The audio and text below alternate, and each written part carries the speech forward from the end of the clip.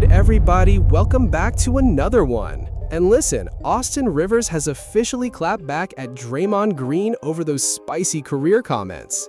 When Austin addressed Draymond's claim that Steve Kerr held him back, he made it crystal clear he believed more offensive plays should have been designed specifically for him.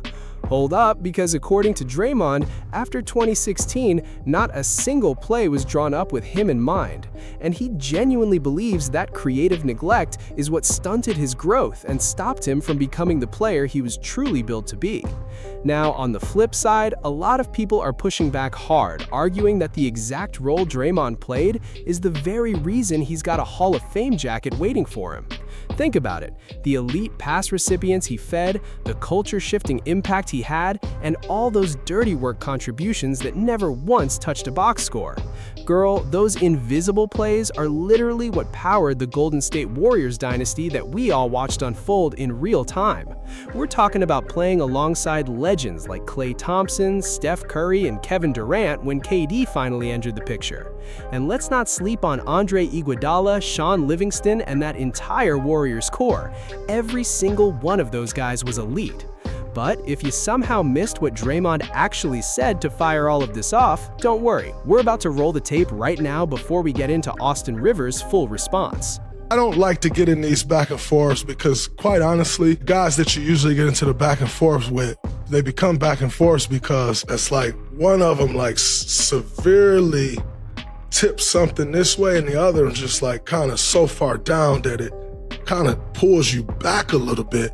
And so, speaking of Austin Rivers, I saw he said he's bewildered and it's ridiculous of what I said. And I just find it interesting that a guy who was the 10th pick in my draft, I was 35, who's on his second act, still on act 1, he goes, Draymond, never been a scorer. Austin, you and I averaged the same amount of points in high school. And I say high school because that's when you were at your best. And then in college, he was still good. He was very featured at Duke because NBA careers, should he really talk about my NBA career? I'm still with my first team. He was gone from his first team in 2 years. The guy received the biggest bailout in U.S. history prior to President Trump bailing out the airlines when his dad gave him $42 million. And I tip my hat to Doc. I pray that I can give DJ $200 million or give Deuce $250 million. I pray that I can do that one day. I love how people just go take the 15 seconds that they want to take and make it a headline. But I really enjoy watching Austin Rivers be bewildered. Come on, Draymond. This is ridiculous. Seriously. Ridiculous, but you know what? I'm gonna address it because you crossed the line and you were mad disrespectful for whatever reason. You've been around too long. We both were drafted in the same class. The fact that you don't have the wherewithal to do your due diligence and actually understand I was being highly complimentary of you on the Dan Patrick Show, but it's you, and I shouldn't be surprised. You always act irrationally, emotionally immature, and your anger always puts you in hot water. So here I am having to address a video of you belittling my career. First off, Draymond, we weren't the same players in high school. I don't care about our numbers being similar. I did it at the national level, the top level. Hence why I got the Naismith Award, and I got pretty much every award you can think of in high school. I was ranked number 1, you were ranked, I don't know. So cut it out. Next. College, you actually were you actually a really good college basketball player, but it's hard to compare because I was only there for 6 months. Something you could never do. Talk about I was, one of the featured guys. No, I was the guy. I led my team in scoring. I was first team All-ACC, freshman player of the year, lottery pick. Stop. Next. NBA, hey man, you got it, Dre. I mean, listen, I played in the NBA for more than 10 years, more than a decade, but 11 years, but I'm not a Hall of Famer like you. So I'll give you that credit. All right, you got it. But let's peel back that onion and understand why. Easy, Tiger. Okay? You have the delusion, the non-wherewithal, the irony of you saying I'm part of the biggest bailout in NBA history. Draymond, you were the luckiest basketball player I think I've ever seen, especially in modern day history.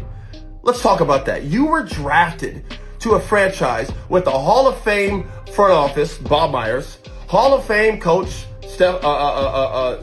Steve Kerr, the greatest shooter of all time, and perhaps the top 5 player of all time, Steph Curry, Hall of Famer. One of the greatest shooters, top 5 shooter of all time, another Hall of Famer, Klay Thompson. The Swiss Army knife himself, the guy who could do a little bit of everything on the floor, Andre Iguodala, another Hall of Famer. I know, keep up, it's a lot of talent. Not to mention one of the most lethal scorers of all time and arguably a top 10 player of all time, Kevin Durant. The same guy you chased off because of this, your mouth. You talk too much. And that's not even counting the plethora of talent around those guys. The Sean Livingstons, the Barbosas, the Andrew Wiggins, the Jordan Pooles, who you also chased off. Cut it out. Draymond, you're the backpack jump shooter. You're the guy that everyone leaves open. No one guards you. There are hours and hours and hours of film of just you being left wide open. In fact, anybody can just YouTube or Google or watch any Draymond game ever, and he's open all game. There are clips of you getting a rebound and just driving in a straight line and just getting a wide open layup because everyone's fanning out to guard the actual talent on the team. Talk about Steve Kerr ended your career. Bro, Steve Kerr made your career. How dare you? Coming at me? Are you kidding me? I wish I could give my son $200 million if I was a coach. Yo, the NBA doesn't give coaching jobs to guys who may or may not sucker punch one of the players and staff. You need to fall back, Dre. Let's just be frenemies. So Austin Rivers said out loud what a huge chunk of the basketball world has been quietly whispering about Draymond Green's legacy for years. And listen, you cannot just dismiss it, but I'm also not sitting here pretending you could have plugged in some flashy offensive player and Golden State wins those same championships. Hold up, because people forget, the Warriors specifically needed someone willing to do the ugly, unglamorous, get your hands dirty work that nobody else wanted. They needed a guy who would set the bone-crushing screens, absorb the contact, and protect the paint without flinching. They needed someone doing all the stuff that never pops on a box score but keeps the entire machine from falling apart. They needed a ball handler who could keep possessions alive, setting up actions, feeding the right guy, staying composed while Steph and Clay were sprinting through a maze of off-ball screens trying to get free. Someone with enough handle and court vision to punish a defense the moment it overcommitted or showed a crack. I'm not here to strip Draymond of a single ring or a single moment, but Austin Rivers' point still stands, and it hits differently when you actually sit with it. Because you, dropped into Charlotte, you're not doing what Miles Bridges does on that roster on a nightly basis, and that's just the reality. You wouldn't have been able to manufacture those offensive nights that those types of players are expected to produce on bad teams. And here's the wild part. There are guys who will never sniff a Hall of Fame conversation, never get that call, never get a ceremony. But if you stack Draymond against some of those players in a pure, isolated basketball sense, there is a legitimate argument that they are individually more skilled basketball players than him. Because the moment you pull him out of that Golden State system and say, okay, go give me offense, go give me athleticism, go give me versatility without Steph and Clay carrying the shooting gravity, that's a completely different conversation. Girl, I'm not saying a more offensively gifted player would have thrived the same way in Golden State, because fit, timing, and opportunity are everything in this league. But the idea that you drop Draymond in Washington or Charlotte and suddenly he's dropping 23 and 24 a night with 10 boards and 8 dimes, yeah, we need to slow all the way down on that narrative before it gets out of hand. There are people out there genuinely convinced Draymond had a hidden scorer inside him just waiting to be unleashed, and I just don't think held back is the accurate or fair framing for what his career actually was. The fact that we're even debating Draymond Green at this level, that is not what being held back looks like. That is the career. And as a player, yeah, you always feel like there was another level you never fully got to show on the court. I'll give Draymond that grace all day. But what I'll also give him is this. I watched this man show up to Michigan State his freshman year visibly out of shape when they lost to Carolina in the national title game, and instead of disappearing, he completely transformed himself.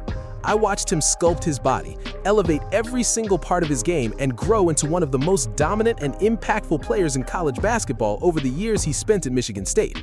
So make no mistake, I'm not taking a single thing away from what Draymond Green built, because that story alone tells you everything about who he is.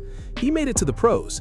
Listen to this. When he first got drafted, I went on record saying he was going to have a bigger impact on that franchise than Harrison Barnes. I promise you, I said exactly that. Now look, I don't always nail these predictions, but that one I saw clearly because I was watching how all the pieces were fitting together. I said this man had a real shot to outshine Barnes when it was all said and done. Barnes did come in and handled business early, no doubt about that, but we all saw who that organization chose to keep long term. Austin Rivers, hold up, yes, he did get some doors opened by his father, and we're not about to pretend that didn't happen. Doc Rivers was sitting in a power position and absolutely used that to create opportunities for his son. But here's where I need to be real with y'all. Austin Rivers does not look like a guy who didn't belong at that level. He could go out there and drop 12 points on you before you even blink. He'd put up a 30-point night and go completely off on the offensive end. So yeah, the opportunity came through his father, but he was operating at a level where he could actually hold his own against that competition and look every bit the part.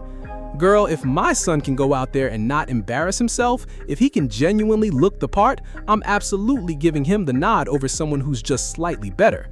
If he can hold it down, the answer is yes every single time, especially when you're talking about building real generational wealth for your family. You know Doc was sitting back like, sure, maybe a couple of these other guys have a slight edge over Austin, maybe, but those opportunities he handed Austin while he was coaching were going to flow directly into his family's future for generations. He was thinking about his grandchildren's households, and I can't even be mad at that. He was gonna ride for his son, watch his son grow more and more independent over time, and that's just real life. It is what it is, and I respect the chess move, honestly. But let me know who you're siding with on this one. Drop it in the comments and make sure you like, share, and subscribe.